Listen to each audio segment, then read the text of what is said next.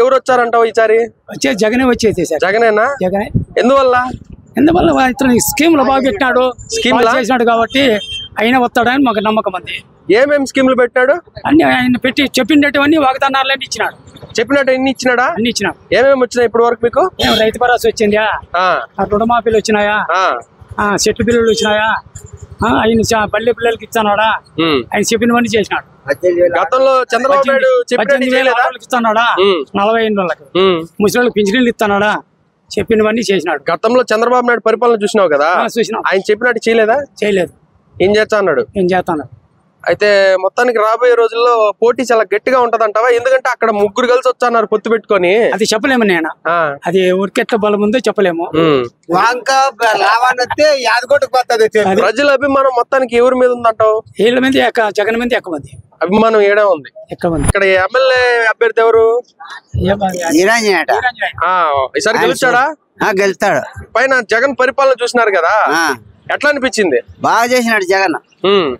ఏమేమి వచ్చా మీకు? పథకాలు అన్ని వచ్చాయి? వస్తాయి. ఏం వచ్చినాయి ఇప్పుడు వరకు?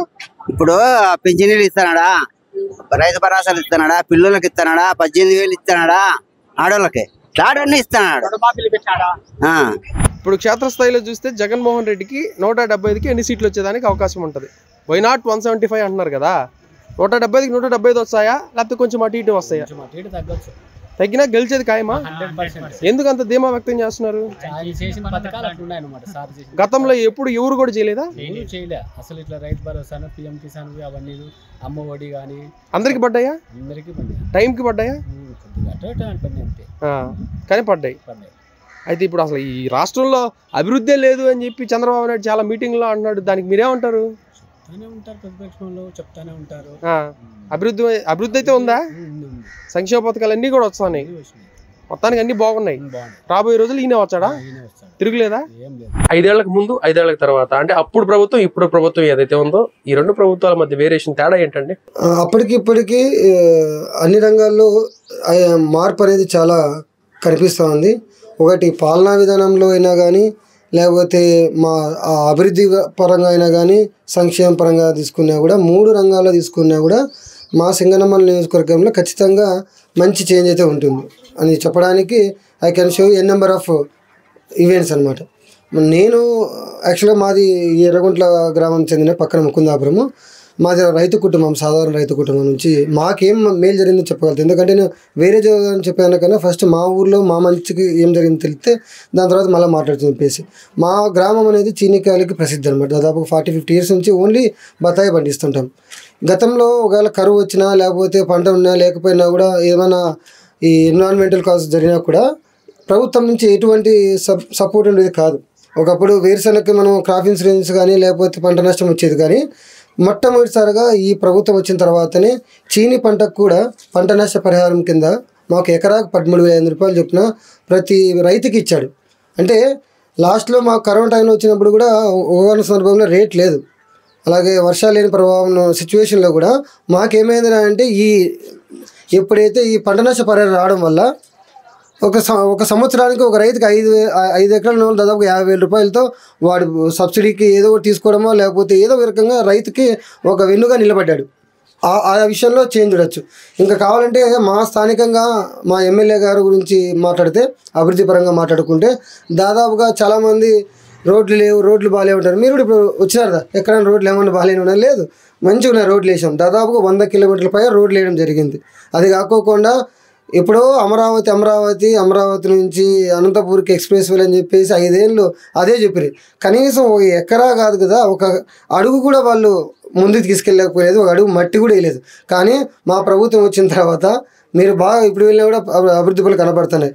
పామరాయి నుంచి ముచ్చుకోట నుంచి మళ్ళీ బుగ్గ వరకు ప్యాకేజ్ 1, ప్యాకేజ్ 2 పనులు స్టార్ట్ అయినాయి. దాదాపుగా 600 నుంచి 1000 కోట్ల వరకు జరుగుతుంది. ఆల్రెడీ వర్క్ స్టార్ట్ అయింది, 1 ఇయర్లో కంప్లీట్ అవుతుంది. దాదాపుగా 600 కోట్లు పెద్ద ప్రాజెక్ట్ అది.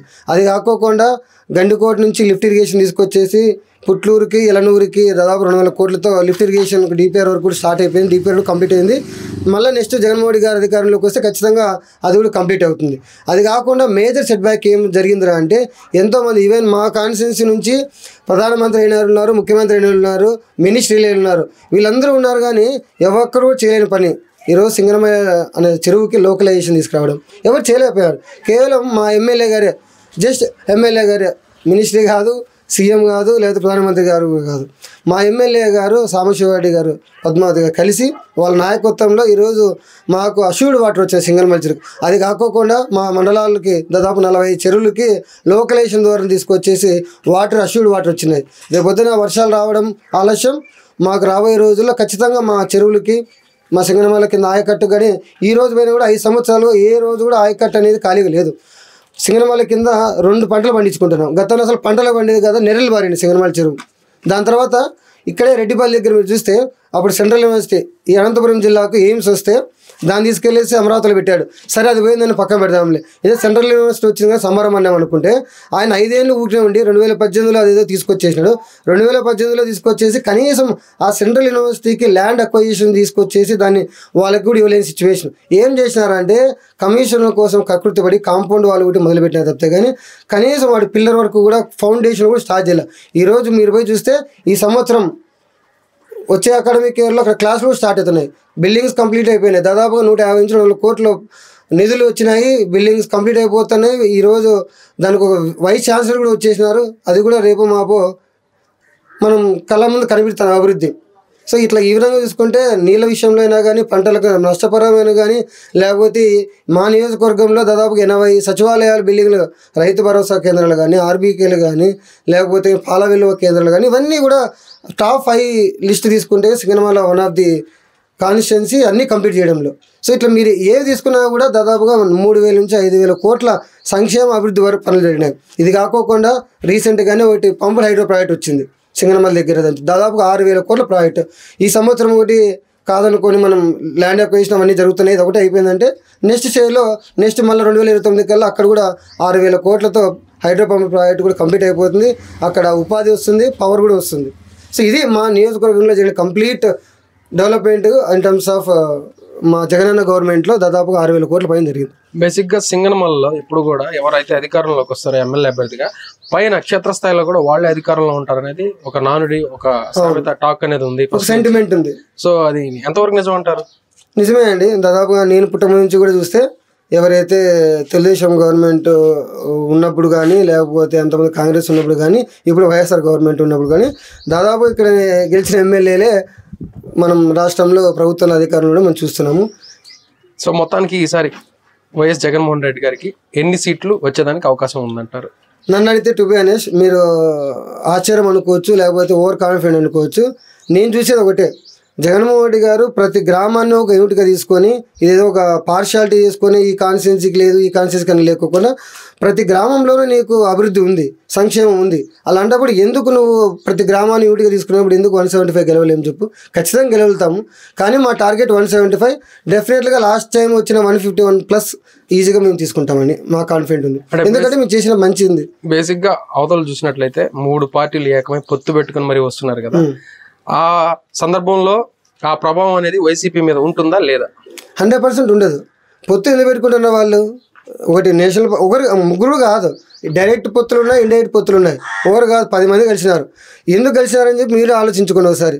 జగన్మోహన్ రెడ్డి గారు చెడు చేసినట్టుగా అసలు కలిసి అవసరం లేదు కదా, ఈరోజు కొట్లాడుకోవాల్సిన అవసరం లేదు కదా, ఈరోజు చంద్రబాబు తిట్టించుకోవాల్సిన అవసరం లేదు, టికెట్లు అమ్ముడుపోయే అవసరం లేదు కదా.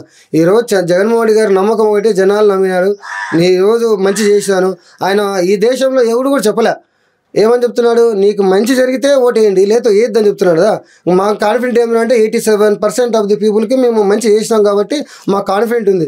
వాళ్ళకి గతంలో 2014, 2019 వాళ్ళ ప్రభుత్వం ఏమి ఉంది, ఇదే కూటమి ఉంది కదా. అడగండి వాళ్ళ మేనిఫెస్టోలో ఏం చేసినారు, ఏమి హామీలు ఇచ్చినారు, ఏం నెరవేర్చినారు. ఆ రోజు మోడీ ఉన్నారు, ఈరోజు చంద్రబాబు నాయుడు ఇద్దరు కలిసినారు. మళ్ళీ ఆ రోజు చెప్పినట్టు చెప్పచ్చు కదా. ఈరోజు వాళ్ళు చూసినారు కూడా 2014, 2019లో ఏదైతే హామీలు ఇచ్చినారో, ఏదైతే మోసం చేసినారో ఆ కూటాన్ని నమ్మే పరిస్థితులు దినాలేరు కాబట్టి వేస్ట్ వాళ్ళ గురించి. జగన్మోహన్ రెడ్డి చెప్పిన ప్రతి ఒక్కటి కూడా మాట తప్పను మడమ తిప్పను అనే విధంగా చేశారు. అన్ని కూడా 100% చేశారు. ఇప్పుడు 1 or 2 చిన్న నేనైతే మా జగన్మోహన్ రెడ్డి గారు చెప్తాను 99% అని చెప్పేసి నేను కూడా చెప్తాను. 1-2 సమస్యలు కానీ లేకపోతే మనం చెప్పినవి చేయలేకపోయిండొచ్చు, అది పరిస్థితుల ప్రభావం వల్ల అలా ఉండొచ్చు. దాన్ని కొంచెం రిఫైన్ చేసి మార్చి పూర్తి స్థాయిలో కాకపోయినా వర్స్ట్ కన్నా బెటర్ చేసే ప్రయత్నం అయితే చేసినాం. వీరాంజనేయులు ఆయన పేరు ఈ మధ్య సోషల్ మీడియాలో మ్రోగిపోతుంది. అవును. రాబోయే రోజుల్లో ఎంత మెజారిటీతో ఆయన గెలిచేదానికి అవకాశం ఉంటుంది? 100%.